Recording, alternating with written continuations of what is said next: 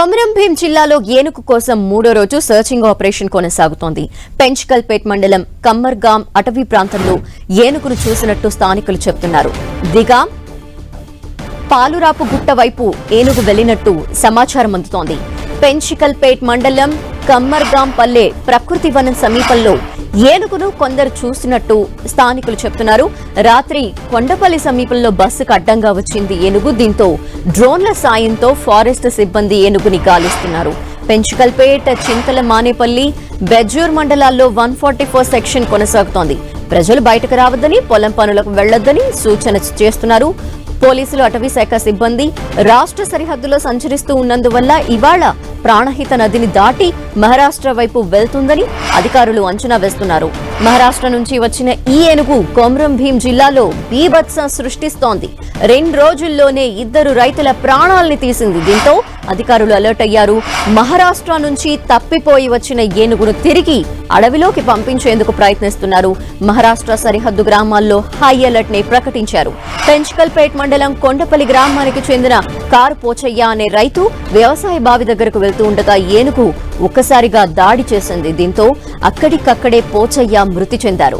అంతకు ముందు చింతల మానేపల్లి మండలం బోరేపల్లి గ్రామంలో శంకర్ అనే రైతుపై దాడి చేసి అక్కడికక్కడే చంపివేసిన ఘటన మరవక ముందే కారు పోచయ్యపై దాడి చేయడంతో అక్కడికక్కడే అతను మృతి చెందారు.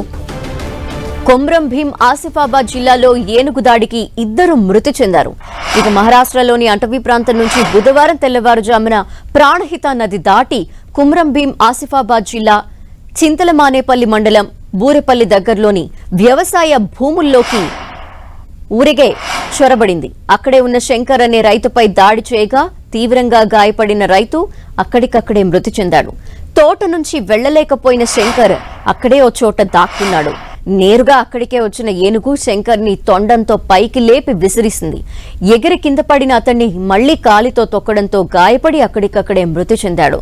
ఆ తర్వాత ఏనుగు అక్కడి నుంచి బాబాపూర్ వైపు వెళ్లింది. ప్రాణహిత చేవెళ్ల ప్రాజెక్టు కాలువల మీదుగా ఏనుగు కర్చెల్లి వైపు వెళ్లినట్టు గుర్తించారు.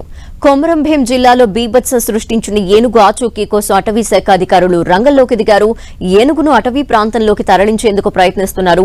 పెంచికల్పేట్, బెజ్జూర్ మండలాల సరిహద్దుల్లో ఏనుగున్నట్టు అధికారులకు సమాచారం అందింది. ఆ ప్రాంతంలో ఏనుగు కోసం ఫారెస్ట్ అధికారులు ప్రస్తుతం గాలిస్తున్నారు. మహారాష్ట్రలోని గచ్చిరోలి జిల్లా వైపు నుంచి ఏనుగు తప్పిపోయి వచ్చినట్టు ప్రాథమికంగా నిర్ధారించారు. బెజ్జూర్, పెంచికల్పేట్, చింతల మానేపల్లి మండలాల్లో 144 సెక్షన్ అమలులోకి తీసుకొచ్చారు. ఛత్తీస్గఢ్, మహారాష్ట్ర నిపుణులతో చర్చిస్తున్నారు. గతంలో మహారాష్ట్రలో పలు చోట్ల ఇదే ఏనుగు బీభత్సం సృష్టించిందంటున్నారు. కొమరం భీం జిల్లాల్లో ఏనుగు దాడిలో 2 చనిపోవటం బాధాకరమంటున్నారు అధికారులు.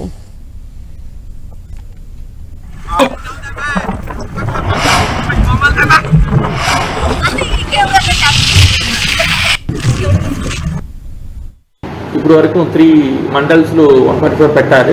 సో జనాలు కోఆపరేషన్ మనకు కావాలి. మీ అందరూ ఇంటి లోపల ఉండండి, బయటకు పోకండి. ఇది ఒక టాయ్ లాగా కాదు, బొమ్మలా కాదు, అది అలాగా ఏదో చేయకండి.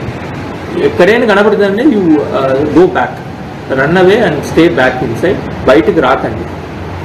మన almost all the Kagaznagar forest division staffs are in the field right 24 hours monitor చేసి ఉన్నారు.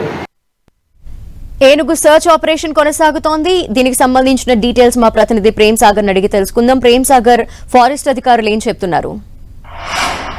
రైట్, 3వ రోజు ఏనుగు కోసం సర్చ్ ఆపరేషన్ కొనసాగుతుంది. కాసేపటి క్రితం పెంచికల్పేట్ మండల్ కమ్మర్గాం సంబంధించిన పల్లె ప్రకృతి వనం వద్ద ఏనుగుని కొంతమంది స్థానికులు చూశారని చెప్తున్నారు. సో వారు చెప్తున్న అంచనా ప్రకారం ప్రస్తుతం ఏనుగు నందిగాం పాలురావు గుట్ట వైపు అక్కడ ఉన్న అడవిలోకి వెళ్ళిందని చెప్పేసి ప్రాథమికంగా అటవీ శాఖ అధికారులు కూడా నిర్ధారించిన పరిస్థితి ఉంది.